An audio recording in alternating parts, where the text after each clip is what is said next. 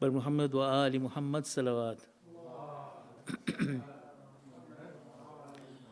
پہلو بھی شکستہ ہے، تربت بھی شکستہ ہے، کیا حال یہ امت نے زہرا کا بنایا ہے، پہلو بھی شکستہ ہے، تربت بھی شکستہ ہے، خاتون کوئی غم سے یوں چور نہیں دیکھی، ایسی کوئی دنیا میں مستور نہیں دیکھی، 18 برس میں ہی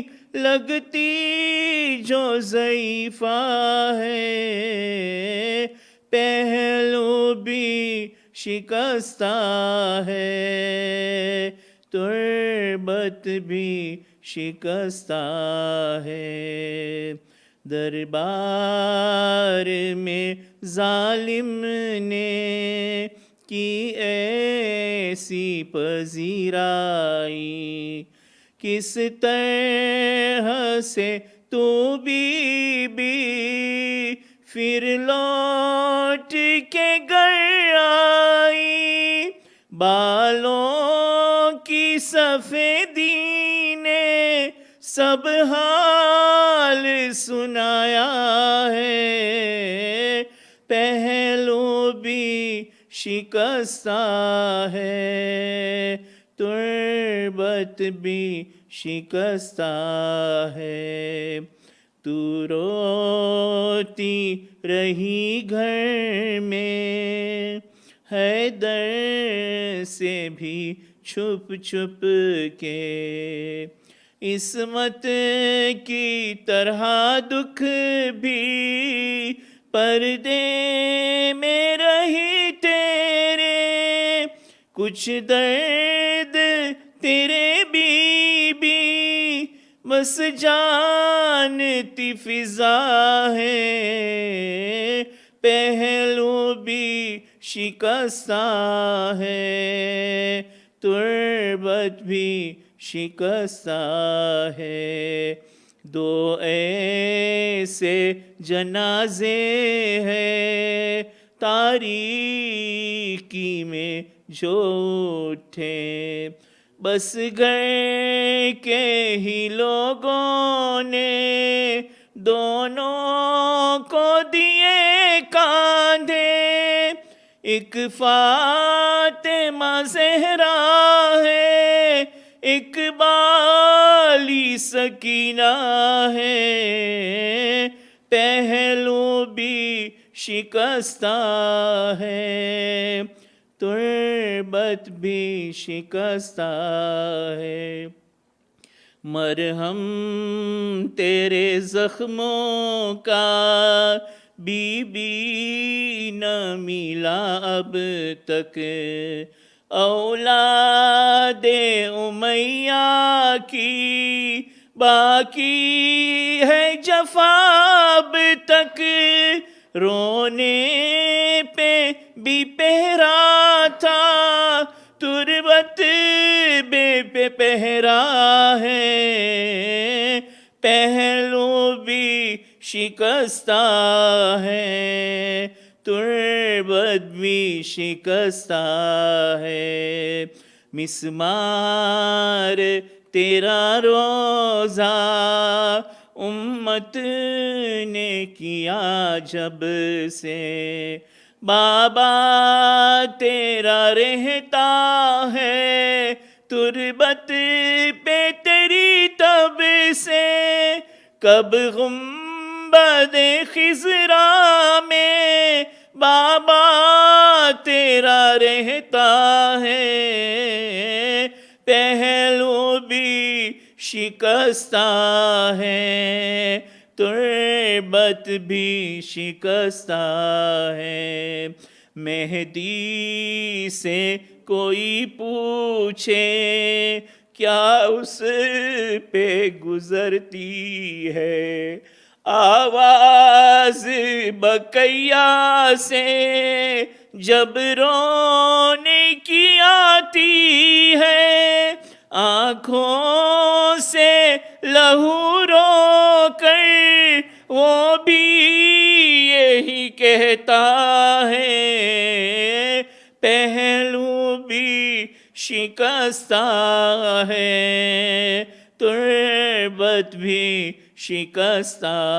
ہے، پہلو بھی شکستہ ہے تربت بھی شکستہ ہے، کیا حال یہ امت نے زہرا کا بنایا ہے، پہلو بھی شکستہ ہے تربت بھی شکستہ ہے۔ محمد و آل محمد صلوات۔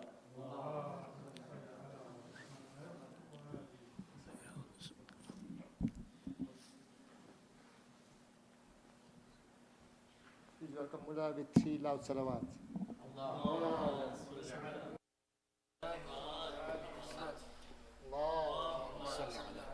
محمد وآل محمد.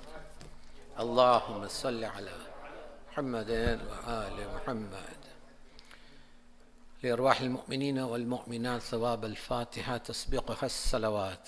اللهم صل على محمد وآل محمد. بسم الله الرحمن الرحيم.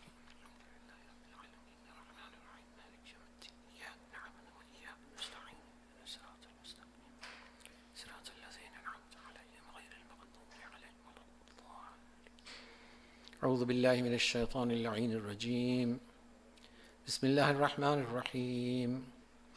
الحمد لله الذي لا يبلغ مدحته القائلون ولا يحصي نعماءه العادون ولا يعدي حقه المجتهدون، الذي بعد فلا يرى وقرب فشهد النجوى تبارك وتعالى. الصلاة والسلام على الرسول المسدد والمصطفى الأمجد، حبيب قلوبنا وطبيب نفوسنا، سيدنا مولانا أبي القاسم محمد صلى الله عليه وآله. اللهم صل على محمد وآل محمد وبآله الطيبين الطاهرين المعصومين المظلومين، واللعنة الدائمة على أعدائهم ومبغضيهم وغاصب حقوقهم من يومنا هذا إلى يوم الدين. أما بعد، فقد قال الله تعالى في كتابه الكريم وهو أصدق القائلين: إنما يريد الله ليذهب عنكم الرجس أهل البيت ويطهركم تطهيرا. اللهم صل على محمد وآله. I begin in the name of Allah, the Beneficent, Merciful. For all praise belongs to Allah subhanahu wa ta'ala for giving us this wonderful existence, for giving us the opportunity once again to be the azadar of Ahlul Bayt alayhimus salatu wassalam. And we present our condolences on this day to al-A'imma Sayyidah Fatima Zahra salamullahi alayha, the grieved mother Bibi Fatima Zahra, and extend our condolences to our living Imam and his progeny on this sad occasion of the destruction and the bombing of the graveyard of al-Baqee.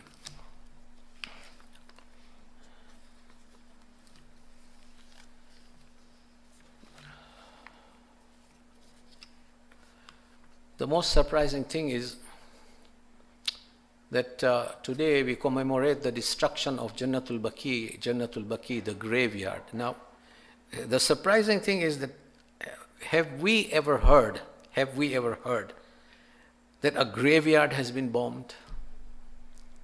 Look at the contemporary history of Islam, contemporary history of humanity.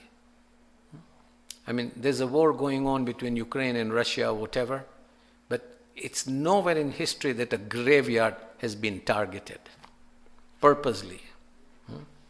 But the shrines of our Imam keeps on getting attacked time after time.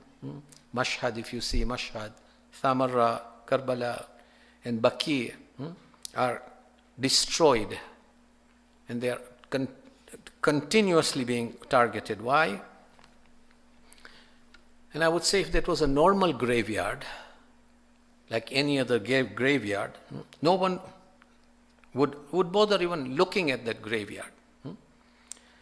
But we know, or they know, the enemies know, that our Imams and the family of the Prophet, even after death, are alive.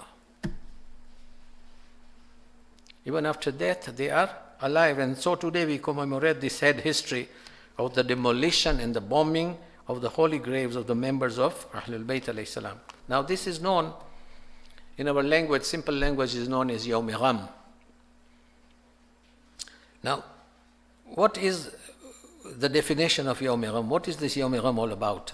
Sometimes people ask, what is Yawm Gham? And we know that in 1925, this Wahhabi cult in Saudi Arabia demolished al-Baqee, the mausoleums and the shrines that were standing, they were constructed on the holy Imam's makabir, on the graves of Imam Hassan, Imam Zain al-Abidin, Imam Muhammad Baqir, Imam Muhammad Jafar Sadiq, salawatullahi wa salamu alayhi. Allahumma salli ala Muhammadin wa ali Muhammad. And they bombed it literally. It was a systematic bombing. It was not that they picked up hammer and they tried to break down the building. No, they literally bombed those shrines.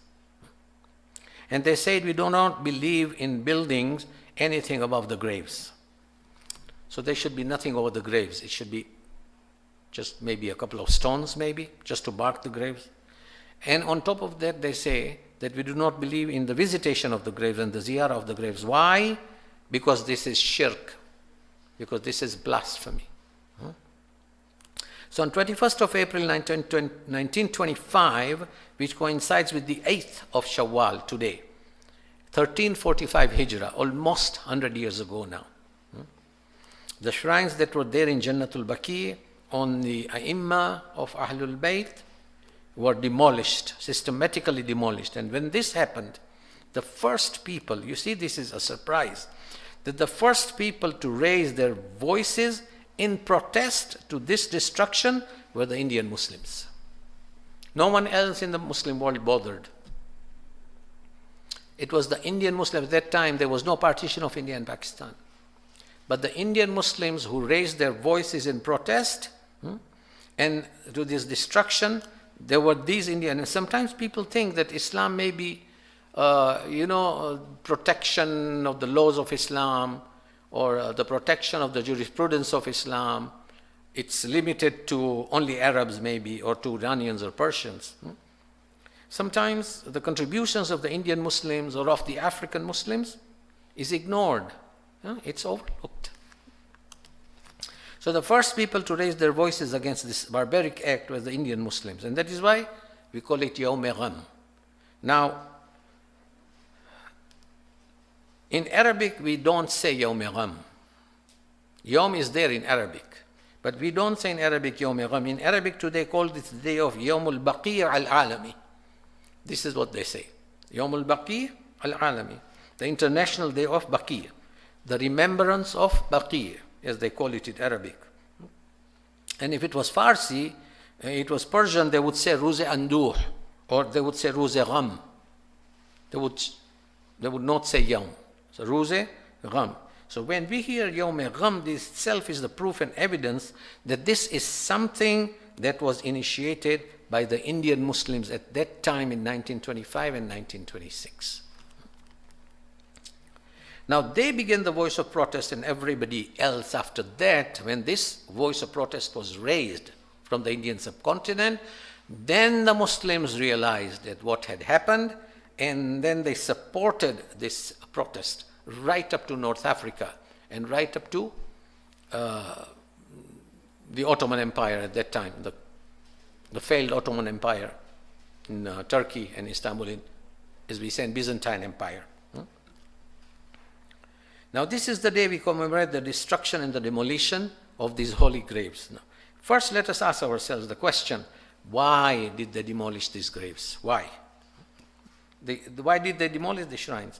Or they say till today it is against the Islamic laws. Why is it against the Islamic laws? Because we go to perform the ziyarah of those who have already died, and they say this performing of the ziyarah who's already dead is shirk.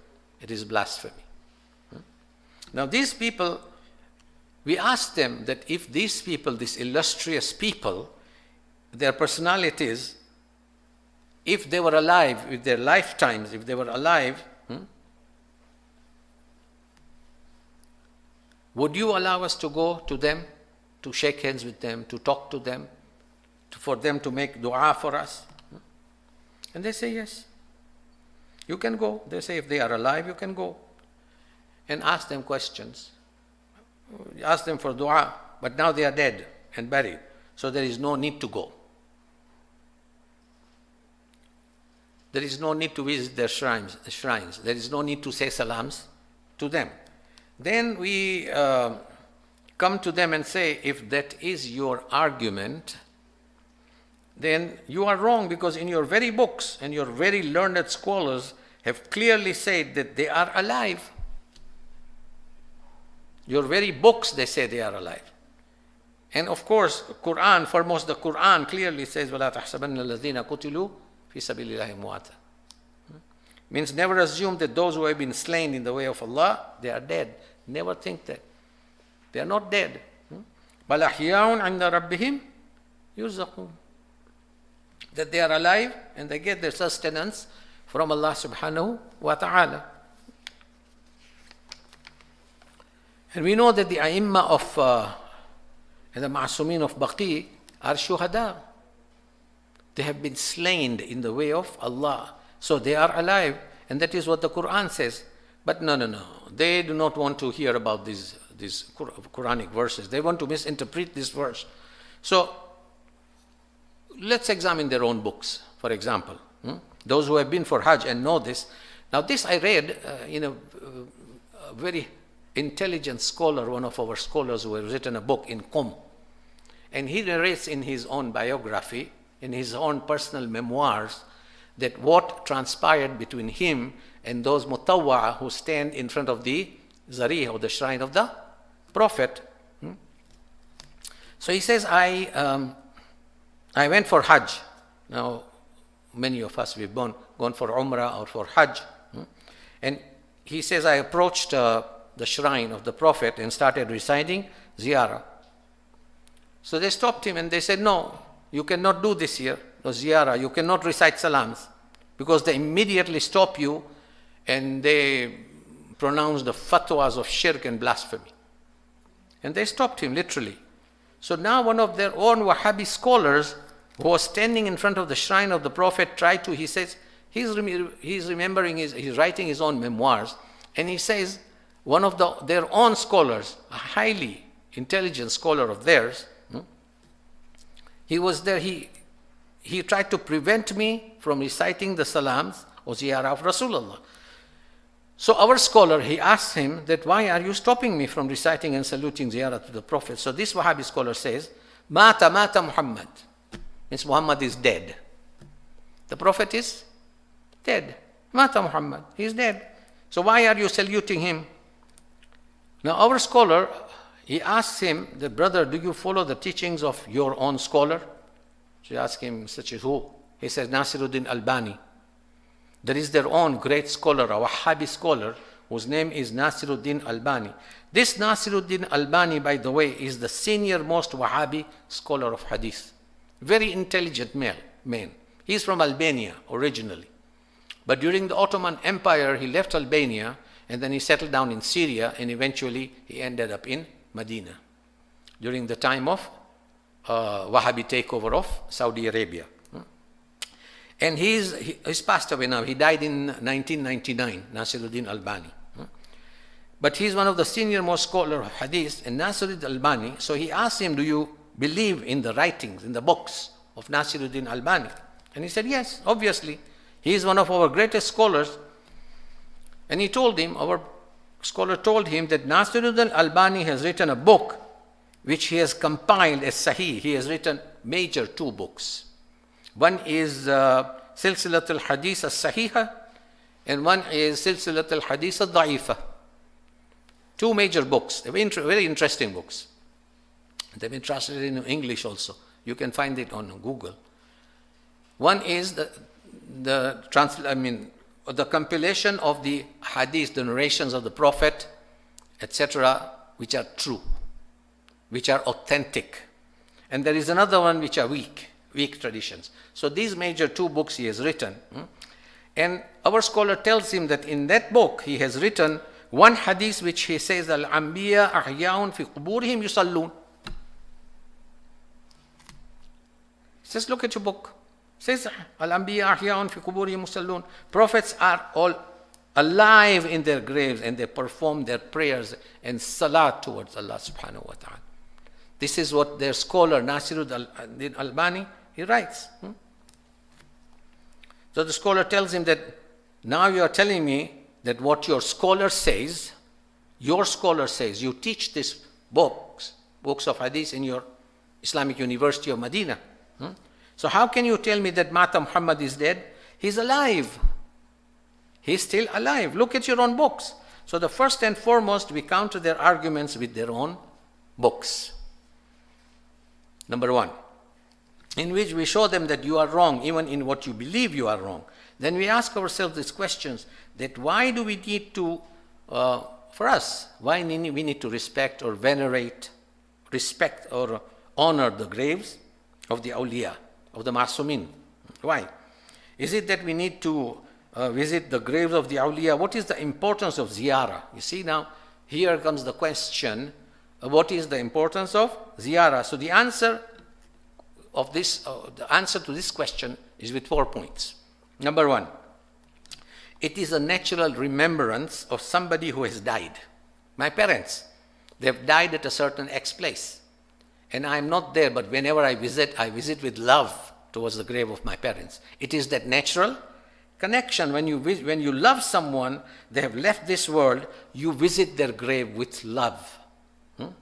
And when we say natural, it means that it transcends the boundaries of religion.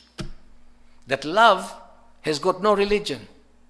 It transcends the boundary of religion. That means whether you are a Muslim, whether you are a Jew, whether you are a Hindu, whether you are an atheist, even an atheist, we still will go to the grave of someone whom you love. Why? Because there's a natural love and inclination towards that person who has died in his grave. You cannot stop that love. That respect cannot be stopped. Number 2, it is the sunnah of the Prophet. It's a prophetic practice to pay and visit respect of the graves. Number 2, when the son of the Holy Prophet Ibrahim, when he died in his infancy, at a very young age, when he died, the Prophet would visit his grave and tears would flow through his eyes. He would cry at the grave of Hazrat Ibrahim. So it is the sunnah of their Prophet. Number 3, there is a link between the person who has died and the soul of that person. The person who has died and the soul, there is still a link. It's not kuntu turaba, means it's finished.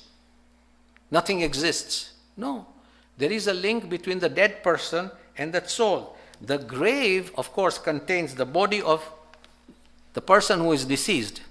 But the soul of that person has traveled from that body. But there is still a link between these two entities.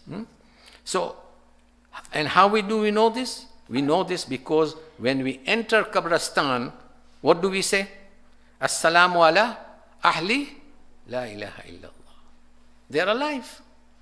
They hear us. How can we say As-salamu ala ahli la ilaha illallah knowing that they are dead? There's no point.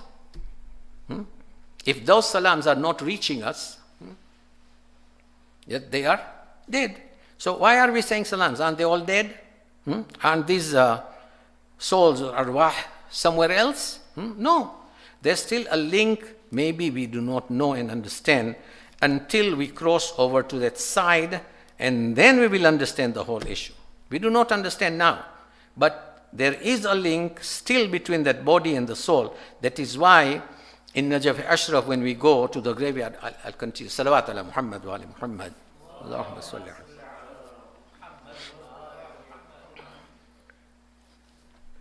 An interesting narration I heard from one of the very good scholars of Pakistan.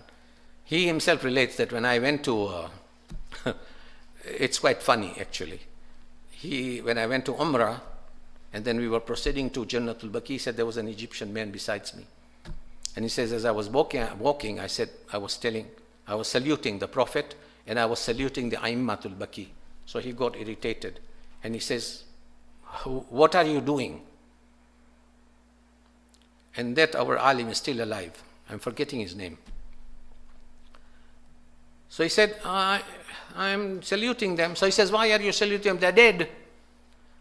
You're wasting your energy because the salams don't reach them. So our alim, our scholar, he is very outspoken. He says, are your father and mother alive or dead? He says, no, they are alive. So are your grandfather and grandmother alive? So he said, no, they are dead. So he says, Allahumma al'anhum. La'nat on them.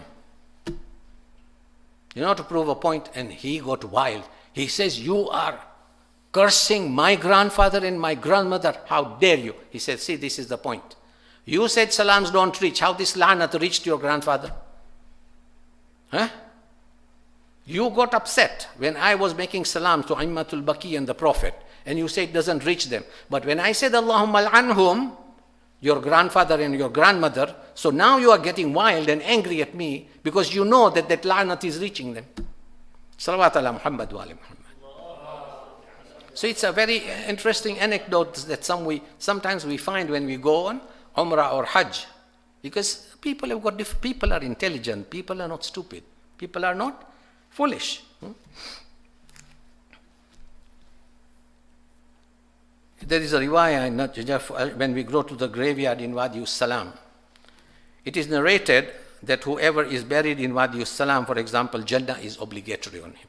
There is a narration that whoever is buried in Wadi Salam, Allah is obliged to place him in Jannah. So somebody comes and asks a marja, a scholar, that if that is the case, what if a sinner, he has committed dhanb al-azim, grave sins he has committed. Gunahgar is buried in Wadi Salam. A person who has sinned his whole life and writes in his will that I wish to be buried in Wadi Salam. And our scholar said that it's very simple. There is another hadith that tells us what will happen to that person. They, according to his will come and bury him in Wadi Salam. The moment people leave, the angels, the malaika will descend, take out his body and send it to Wadi al-Barhut. And send it to where it belongs. That mayyit will not stay anymore in Wadi Salam. It is the duty of the angels to get that body out and take it to Wadi al-Barhut. So this is what happens. Why? Because there is still a link between the body and the soul, but we do not understand. So therefore, this link, that is why we go to qabr, because we believe that there is a link and that love between us and the soul of the departed. And number 4, this fourth point is applicable only to the ma'sumin, to the awliya. And that is the verse that we recite from the Holy Quran, from Surah Al-Hajj, verse number 32. Allah subhanahu wa ta'ala says, ذَلِكَ مَنْ يُعَظِّمْ شَعَائِرَ اللَّهِ فَإِنَّهَا مِنْ تَقْوَى الْقُلُوبِ. ذَلِكَ مَنْ يُعَظِّمْ شَعَائِرَ اللَّهِ فَإِنَّهَا مِنْ تَقْوَى الْقُلُوبِ. Means these are the signs of Allah. Means this awliya, these ma'sumin, these Ahlul Bayt who are buried in Baqee and elsewhere, these are the signs. Sha'airullah means these are the signs of Allah. Sha'airullah. That is why we venerate them, we show respect to them, and we go to their graves because they are chosen ones of Allah subhanahu wa ta'ala. And these are the 4 reasons why we venerate them, these graves, these holy souls, and we visit their graves and we go for their ziyarah. Salawat ala Muhammad wa ali Muhammad. There have been instances, before I finish, one very interesting incident that I read in the books of narration at the time, just after the death of the Prophet. A very salih, means very pious companion of the Prophet, after the death of the Prophet, Abu Ayyub al-Ansari radiyallahu anhu, a very pious man. Abu Ayyub is the one who assisted in giving the ghusl to Rasulullah with Imam Ali. He was one of those companions close to the Prophet who assisted, who did not go to Saqifa. He assisted in giving, assisting for, and after his death, he went on Prophet's grave and he started crying and asking Rasulullah and Allah for forgiveness. And he asked the Prophet on his grave, he's asking Prophet to fulfill some of his hajjah. Marwan ibn al-Hakam Mal'un, who later on became the Khalifa of the Banu Umayyah, sees him and comes and kicks him. And he says, don't do that, this is haram. Marwan ibn al-Hakam. Now you see where this Wahhabi ideology emanates from, where it started from. It's from Marwan ibn al-Hakam Mal'un. This man who was exiled by the Prophet never to return, and the 3rd Khalifa because he was his uncle or his cousin or whatever, and he called him back against the commands of the Prophet. This Marwan ibn al-Hakam, that's where it comes from. Abu Ayyub al-Ansari looks at him and he starts crying. He looks at him and starts crying. And so Marwan says, why are you crying, O Abu Ayyub? He replies him, because he said, O Marwan, I heard Rasulullah sallallahu alayhi wa say that cry on the religion on that day when people like you, O Marwan, or people like you become the leaders, people like you become the governors and the rulers, we should cry because the religion is now oppressed. That's what my Prophet said. This is in the annals of history of Islam. When people like you come to power, that's why I am crying today, because this Islam has become very oppressed now. It's become madhloom.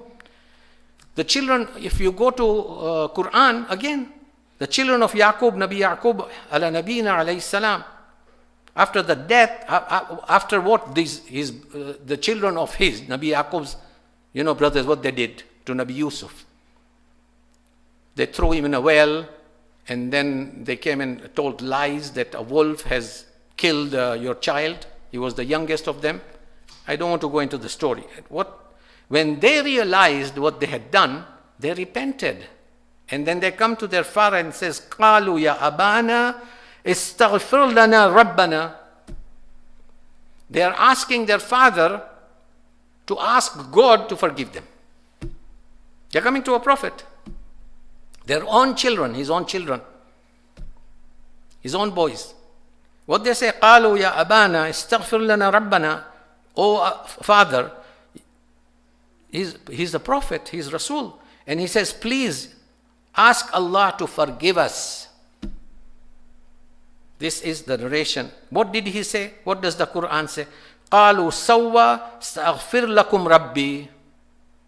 Means that I will seek forgiveness for you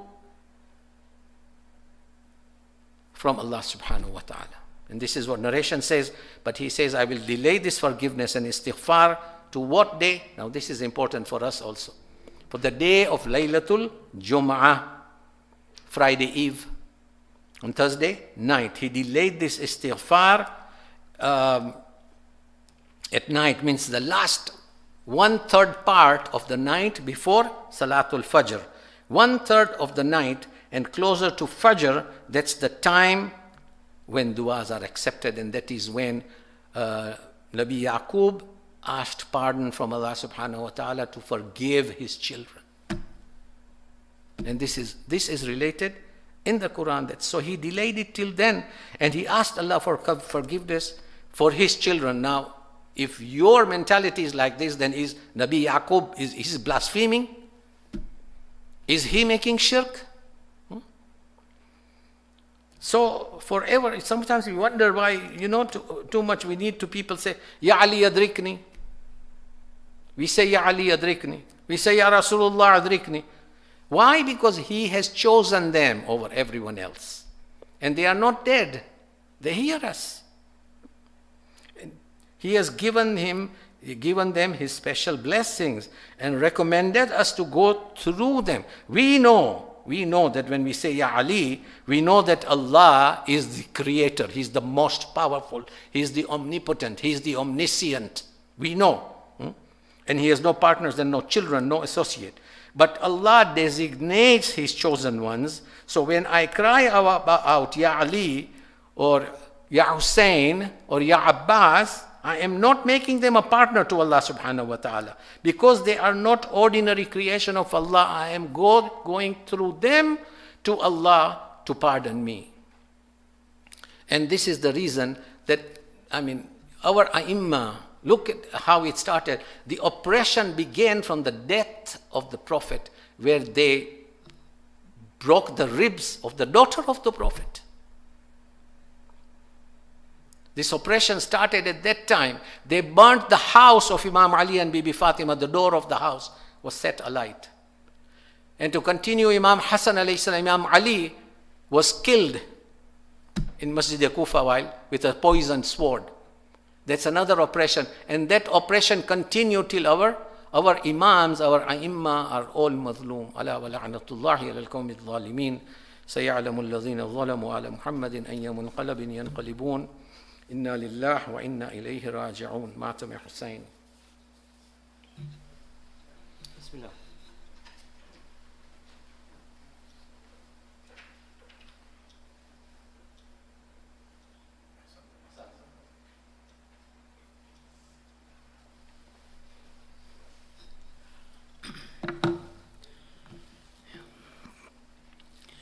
Zahra o Zahra, Fatima Zahra, Zahra o Zahra, Fatima Zahra, Binte Muhammad, Fatima Zahra, Zahra o Zahra, Fatima Kalbe Muhammad, Fatima Zahra, Zahra o Zahra, Fatima Zahra, Noor Muhammad, Fatima Zahra, Zahra o Zahra, Fatima. اے عرض بقی، اے غم کی زمین، وہ حال تباہی، وہ غم کی گری. اے عرض بقی، اے غم کی زمین، وہ حال تباہی، وہ غم کی گری. ویرا پرا ہے تربت زہرا، زہرا و زہرا فاطمہ زہرا بنت محمد، فاطمہ زہرا، زہرا و زہرا فاطمہ زہرا قلب محمد، فاطمہ زہرا، زہرا و زہرا فاطمہ. نہ بھولیں گے ہم وہ ظلم و ستم، اے بنت رسول جناب بطول. نہ بھولیں گے ہم وہ ظلم و ستم، اے بنت رسول جناب بطول. کرب و بلا میں تجھ پہ اے زہرا، زہرا زہرا فاطمہ زہرا بنت محمد، فاطمہ زہرا، زہرا و زہرا فاطمہ زہرا قلب محمد، فاطمہ زہرا، زہرا و زہرا فاطمہ हरा ऐ अर्ज़ बकी वो गम की ज़मीं, वो हाल तबाही वो गम की गरी। ऐ अर्ज़ बकी वो गम की ज़मीं, वो हाल तबाही वो गम की करी। वीरा परा है तुर्बत ज़हरा, ज़हरा ओ ज़हरा फ़ातिमा ज़हरा बिन्ते मुहम्मद फ़ातिमा ज़हरा, ज़हरा ओ ज़हरा फ़ातिमा ज़हरा क़ल्बे मुहम्मद फ़ातिमा ज़हरा ओ ज़हरा फ़ातिमा हर किस किस को संभालेगी मादर बतूल, तरफ ही रहा है शबीह रसूल।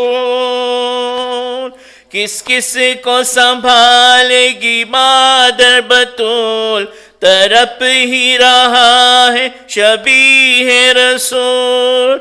करबला में रोती है ज़हरा, ज़हरा ओ ज़हरा फ़ातिमा ज़हरा बिन्ते मुहम्मद फ़ातिमा ज़हरा, ज़हरा ओ ज़हरा फ़ातिमा ज़हरा क़ल्बे मुहम्मद फ़ातिमा ज़हरा, ज़हरा ओ ज़हरा फ़ातिमा ज़हरा नूरे मुहम्मद फ़ातिमा ज़हरा, ज़हरा ओ ज़हरा फ़ातिमा मुहम्मद व आले मुहम्मद सलवात।